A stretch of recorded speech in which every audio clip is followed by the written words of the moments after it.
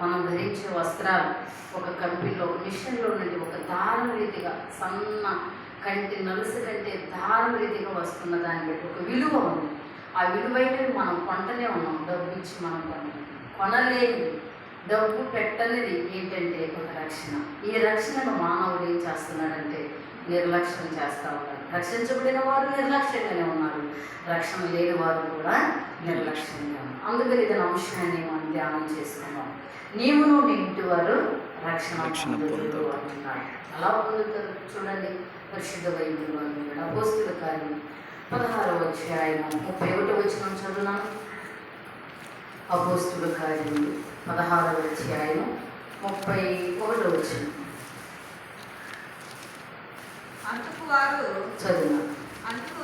అందుకు వారు ప్రభువైన యేసునందు విశ్వాసము అప్పుడు నీవును నీ ఇంటి వారు రక్షణ పొందుదురని చెప్పి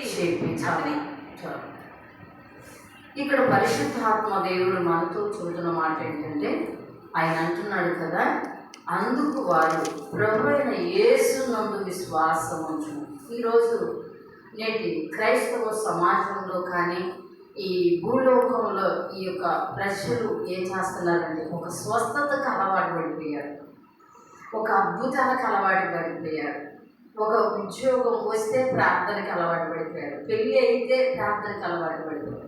సో అలాగనే ఉద్యోగం వస్తే బాప్తీసం తీసుకుంటాను, అబ్బాయి పుడితే బాప్తీసం తీసుకుంటాను, పెళ్ళి అయితే బాప్తీసం తీసుకుంటాను, గర్భఫలం వస్తే బాప్తీసం తీసుకుంటాను, లేకపోతే మా పిల్లలు పాస్ అయితే బాప్తీసం తీసుకుంటాను అని ఇలాంటి మొక్కుబడి క్రైస్తవులుగా మారిపోయారు క్రైస్తత్వం. సో పరిశుద్ధాత్మ దేవుడు ఏమంటున్నాడు అంటే, ఆయన అంటున్నాడు కదా, ఆయన అంటున్నాడు అందుకు వారు ప్రభువుని యేసునందు విశ్వాసం ఉంచును. ఏం చేయాలంట?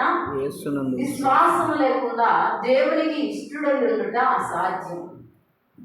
విశ్వాసం చాలా అవసరం. నువ్వు అసలు పూర్తిగా విశ్వాసం లేకుండా నువ్వు దేవుని సన్నిధికి రాకపోయినా పర్వాలే, విశ్వాసంతో నువ్వు రావాలి. విశ్వాసం అంటే అర్థం ఏంటంటే చావైనా బ్రతుకైనా క్రీస్తే అని, క్రీస్తు కొరకే నువ్వు సిద్ధపరచబడాలి. అలా కాకుండా ఈ రోజుల్లో పరిస్థితి ఏమవుతుందంటే, ఆయన అంటున్నాడు కదా, ప్రభువైన యేసునందు విశ్వాసం ఉంచును అప్పుడు నీవును ఈ ఇంటి వారును రక్షణ. ఈరోజు మన కుటుంబాలలో రక్షణ పొందట్లేదు, భర్తలు రక్షించబడట్లేదు. ఇంట్లో ఎవరో ఒకరు ఆ బాధను బట్టో, కడుపులో నొప్పిని బట్టో, క్యాన్సర్ని బట్టో, వ్యాధిని బట్టో, బాధను బట్టో, ఆ ఉద్యోగాలు లేకో, ఇల్లు లేకో, ఆస్తి లేకో, అప్పుడు బాధను బట్టో ఏదో ఒక పరంగా అబ్బా తండ్రి అని ప్రభు దగ్గరికి ఏదో ఇంటి పక్కల ఇరమ్మో ఇంటి ముందు ఎల్లమ్మో పుల్లమ్మో చెబితే నువ్వు వచ్చి ఏదో ప్రార్థన చేసుకుని అద్భుతాలు జరగంగానే జరిగాడు కాబట్టి బాప్తీసం తీసుకోవాలి, జరిగాయి కాబట్టి ఆయనకు మొక్కుబడిగా చేయాలి అని అంటే ఇది గుణదల కొండలో ఎంటుకలు కాదండి, తిరుపతి కొండలో ఎంటుకలు అయితే కాదు, మొక్కుబళ్ళు. అర్థమవుతుందా? ఇది నువ్వు నమ్మి ప్రభు సన్నిధిలో ఏం చేయాలి? రక్షణ పొందాలి. నమ్మి ఏం చేయాలి? ఈరోజు రక్షణ చాలా తక్కువైంది, స్వస్థతలు అధికమైపోతున్నాయి. స్వస్థతలు పొందుతున్నావు, వెళ్ళిపోతున్నావు, ఏదో నీకు దోచిన కామలు ఇస్తున్నావు, నీకు ఇష్టమైతే వెళ్తున్నావు, ఏదో నీకు ఇష్టమైతే తాగో గుణదలకొండకి ఎక్కుతున్నావు, రామపట్నం వెళ్తున్నావు, వస్తున్నావు, బైబిల్ మిషన్కి కాకర తోటకి వెళ్తున్నావు, తిరుపతికి వెళ్తున్నావు. ఇవన్నీ కూడా నార్మల్, ఇవన్నీ కూడా అర్థమవుతుందా? ప్రభు సన్నిధిలో దేవుని యొక్క వాక్యం అంటుంది కదా, నువ్వు విశ్వసించినప్పుడు ఎప్పుడంట? నువ్వు విశ్వసించాలంట. ఎవరిని నమ్మాలంట? నువ్వు యేసు ప్రభువారు నిజమైన రక్షకుడని, నీ సొంత రక్షకుడని. ఎంత తాగుబోతుడైనా, ఎంత వ్యభిచారి అయినా, వాడి రోడ్లో కూడా తాగి పురులాడినా వాళ్ళు ఎవరంతా, ఆ అబ్బాయి ఎవరాడు పడిపోయాడంటే మా ఆయన అని చెప్పుకుంటాం, సిగ్గు శర్మం లేకుండా. ఏం చెప్పుకుంటాం? మా ఆయన. అర్థమవుతుందా? ఎవడోనంట జైల్లో పడ్డాడంట, దొంగతనం చేశాడంటే ఎవడంటే మా ఆయన. సిగ్గు ఉండదు, ఏముండదు మనకి.